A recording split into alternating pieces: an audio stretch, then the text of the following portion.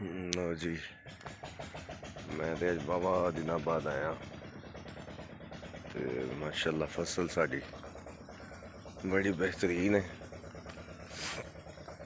अज आए असी इत्थे चक्कर शक्कर लान कुछ गंद शंद होए है देखना है तो पटना शटना। बस फसल माशाअल्लाह बड़ी अच्छी है, अल्लाह पाक बरकत दे।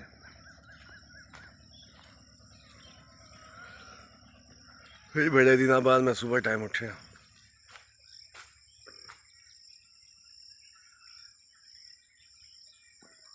फसल देखो, चल भी मादी चल अंदर देखा देखा देखा मुंजी नहीं खराब करनी।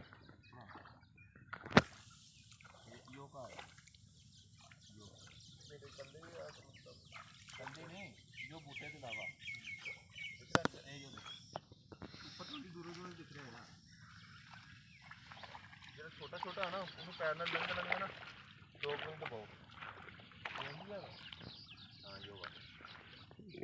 अच्छा लभना पैना है, लभना ही है कि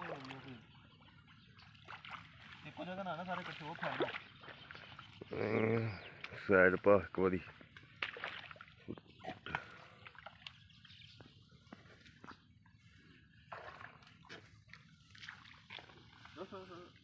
देखा पैर ऊपर नहीं चुकना, पैर ये चलना इस तरह। दोस्तों थक जाएगा। हाँ आहो पूरा बूटा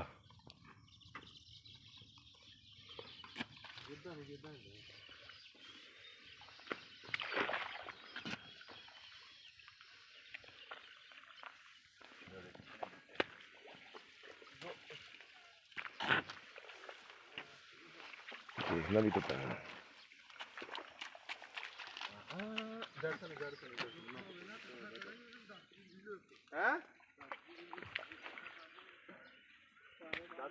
कटना फिर इनू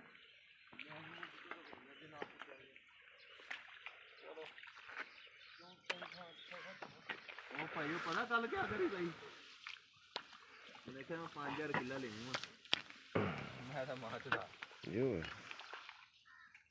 5000 किला यही है ना। अच्छा इसमें भी देखना पा आहो नीचे ना बूटा अयो इतनी मेहनत नहीं करनी पड़नी बीच में कि वहां कहां से गंद सामने पड़ी है। नीचे जट फसल नहीं खराब करनी।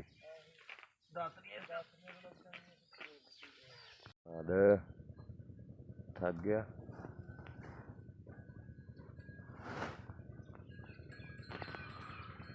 है, दो जवान अजे लगे हैं जी, तीन बस हो गई।